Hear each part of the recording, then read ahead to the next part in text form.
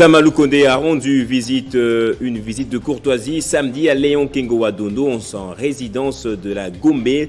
Des moments privilégiés, a dit le Premier ministre qui s'est réjoui de s'être ressourcé auprès de celui qui a occupé plusieurs fois la fonction de chef de l'exécutif national.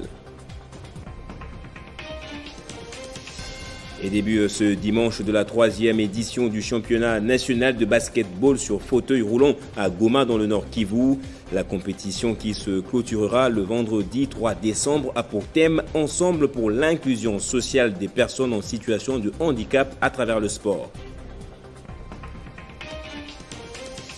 L'Empire du silence, le documentaire du réalisateur belge Thierry Michel qui retrace quelques événements marquants des 25 années dernières a été projeté pour la première fois à Kinshasa ce week-end. Le film se veut être une mémoire et un plaidoyer contre l'impunité en République démocratique du Congo. Bonne journée dominicale chez vous, madame, monsieur, et bienvenue dans cette édition du journal. Ouvrons ce journal par cette visite de courtoisie qu'a effectuée hier dans la matinée le Premier ministre Samalou Kondé dans la résidence de Léon Kengo Wadondo. Il s'agit d'une rencontre de haute valeur symbolique pour le jeune Premier ministre qui est allé s'inspirer auprès de l'un des personnages les plus emblématiques du paysage politique congolais. Depuis sa prise de fonction en tant que Premier ministre, c'est la toute première rencontre entre les deux personnalités.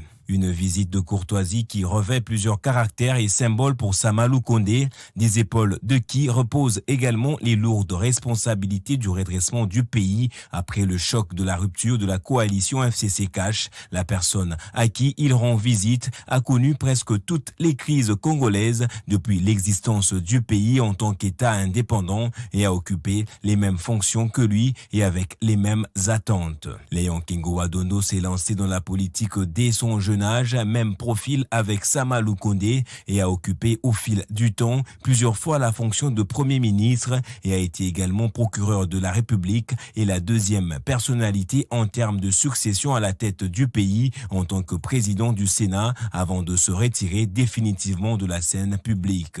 La visite a lieu dans sa résidence privée de la Gombe. Pour Samalou Kondé, c'est un moment de joie de passer sa journée aux côtés de celui qui a consacré toute sa vie à la politique congolaise, des moments privilégiés, dit-il. Je pensais à ce mot parce que j'estime que pour le temps que vous avez passé dans les institutions, c'est un véritable don de soi.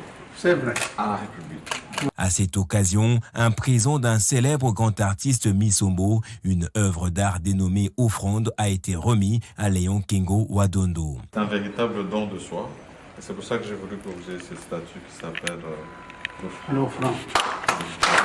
Ce cadeau très symbolique représente un don de soi, un homme qui ne s'appartient plus. Selon la cellule de communication de la primature, cette visite de courtoisie d'une heure a été aussi un moment important d'échange, et cela dans une ambiance conviviale, témoignant l'humilité et la reconnaissance d'un fils envers son père.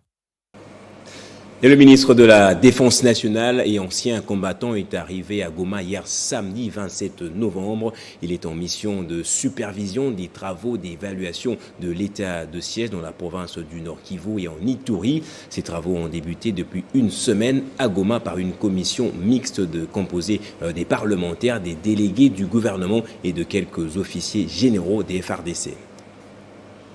C'est sous une pluie battante que le patron de la Défense nationale et sa suite ont foulé le sol de la ville volcanique via l'aéroport international de Goma en début d'après-midi. L'état des sièges, cette mesure spéciale décrétée par le chef de l'État, avait comme objectif principal éradiquer totalement les groupes armés dans les provinces de l'Ituri et Nord Kivu et très critiqué par une certaine opinion, tant au niveau local que national, au regard des résultats sur le terrain. Les travaux d'évaluation de cette mesure nécessitent la participation de tous en vue d'un avenir meilleur, exhorte le ministre Gilbert Kabanda.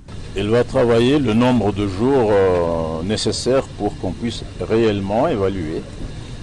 Il est composé d'officiers,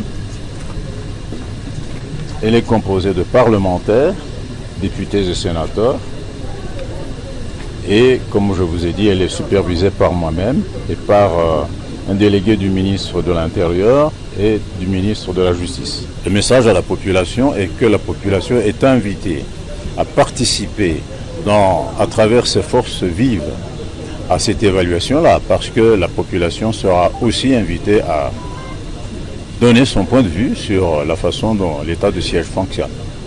Les députés et sénateurs, délégués du gouvernement et quelques officiers généraux des FARDC composent cette commission d'évaluation. Ils devront se rendre à Beni puis à Bunia en Ituri pour les mêmes travaux, pour présenter un rapport détaillé acquis des droits sur l'évolution de l'état de siège dans les deux provinces. L'état de siège en Ituri et en Nord Kivu est aujourd'hui à sa 12e prorogation en 6 mois. Sa libération a pris de court toute la communauté nationale. Entre spéculation et stupéfaction, les oui-dire allaient bon train. La ministre de la Justice s'est vite rebiffée contre la procédure entamée par la Cour d'appel de Kinshasa-Gomé qu'elle qualifie d'irrégulière. Rose Mutombo a exigé par ailleurs le retour en prison de l'ancien ministre de l'EPST condamné en avril pour blanchiment d'argent. Selon un courrier de la ministre d'État en charge de la justice et garde des Sceaux, Rose Mutombo, Willy Bakonga devrait retourner en prison parce qu'il serait bénéficiaire d'une mise en liberté irrégulière. Pour Rose Mutombo, Willy Bakonga serait inéligible à la grâce présidentielle et exige une sanction contre le procureur général près la cour d'appel pour excès de pouvoir. Selon la loi, Willy Bakonga a droit à pouvoir bénéficier de la grâce présidentielle. Car au terme de l'article 5 de cette ordonnance, les personnes condamnées pour blanchiment des capitaux à une peine égale ou inférieure à 5 ans sont effectivement bénéficiaires de la mesure collective des grâces présidentielles. Mais ce qui préoccupe plus, c'est le fait pour un procureur général près la cour d'appel d'accorder une liberté alors qu'il ne relève pas de sa compétence, mais celle du procureur près la cour de cassation. Ces actes justifient l'impérieuse nécessité que tout justiciable doit être protégé contre les abus de pouvoir des magistrats violateurs des procédures légales et artisans de l'arbitraire.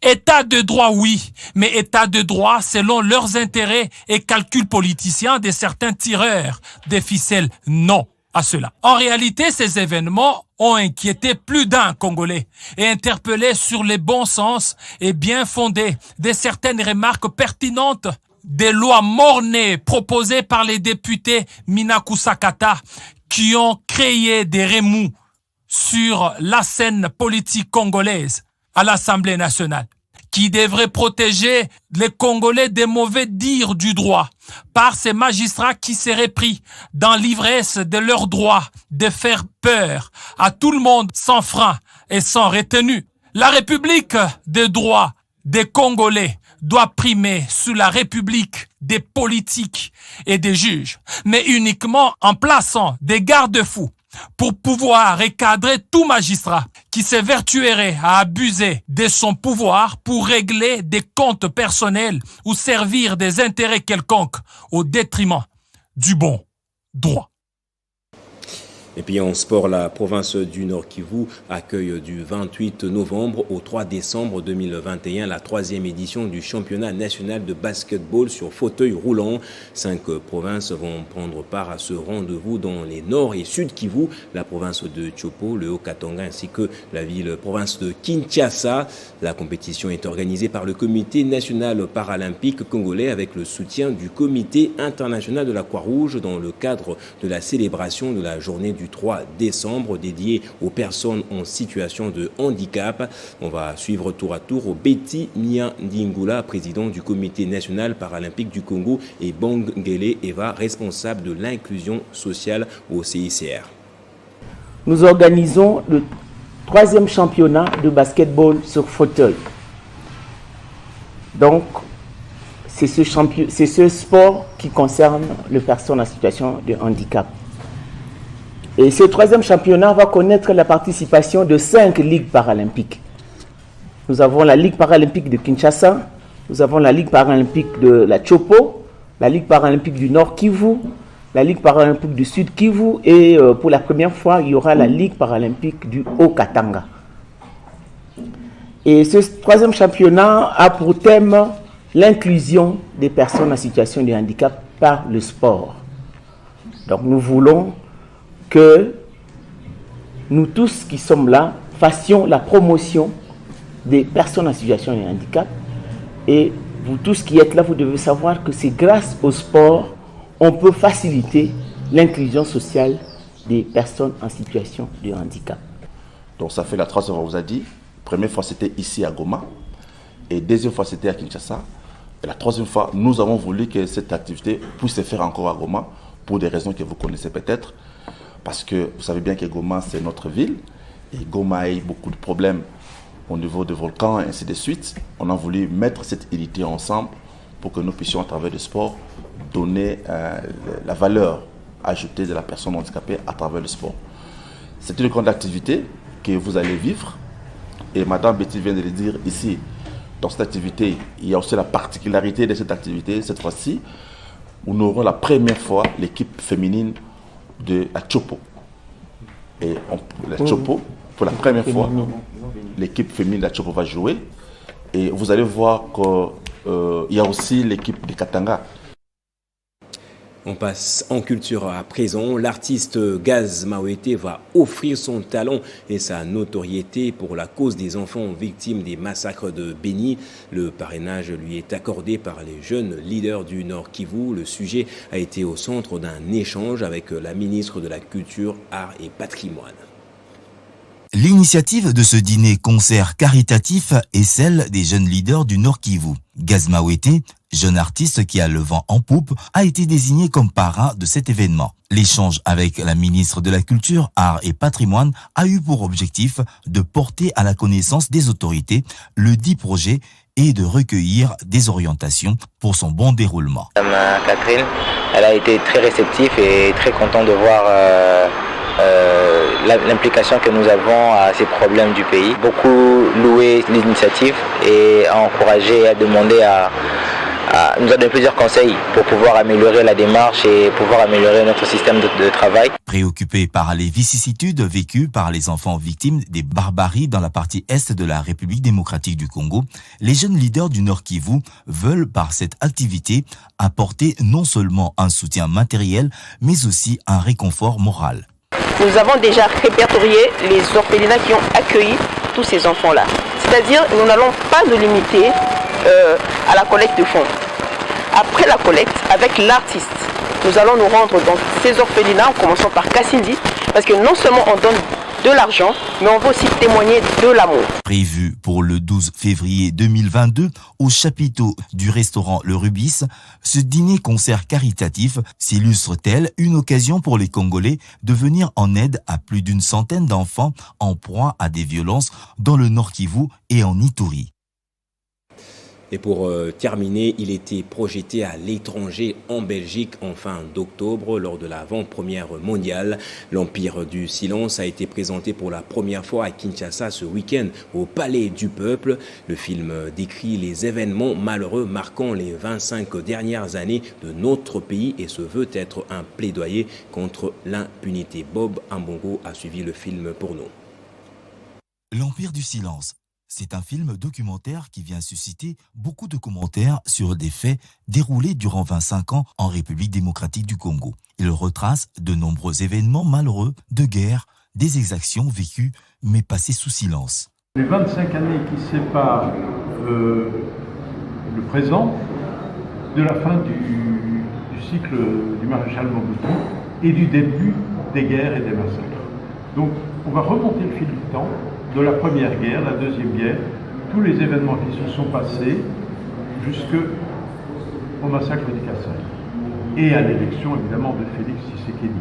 Parce que c'est vrai qu'on va revoir la fin du règne de Mobutu, on va voir le règne du président Laurent Désiré Kabila, de Joseph Kabila, et puis l'accession à la magistrature suprême de Félix. Auteur de plusieurs films consacrés à la République démocratique du Congo, à l'instar de Mobutu, roi du Zaïre, Thierry Michel ne se fait pas justicier, mais constitue plutôt une série de témoignages que justice soit faite. Le film vise à briser cette loi du silence et à lancer un débat.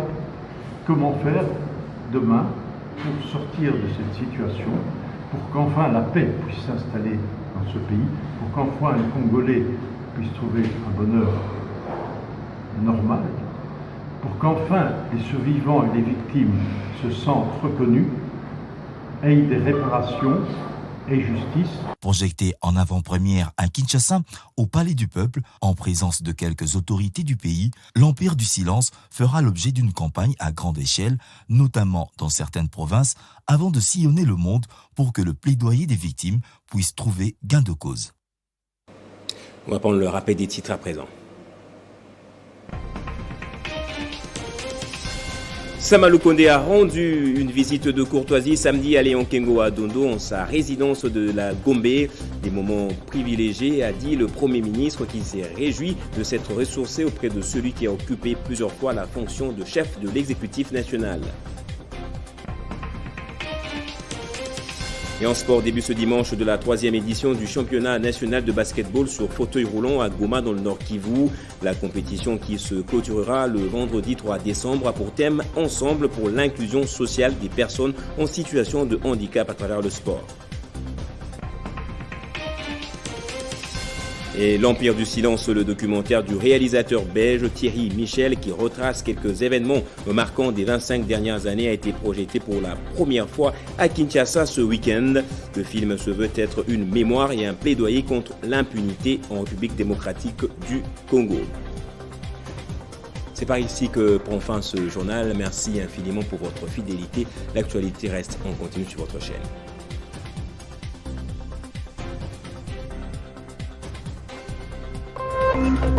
Téléchargez les infos Télé 50 sur www.tele50.cd.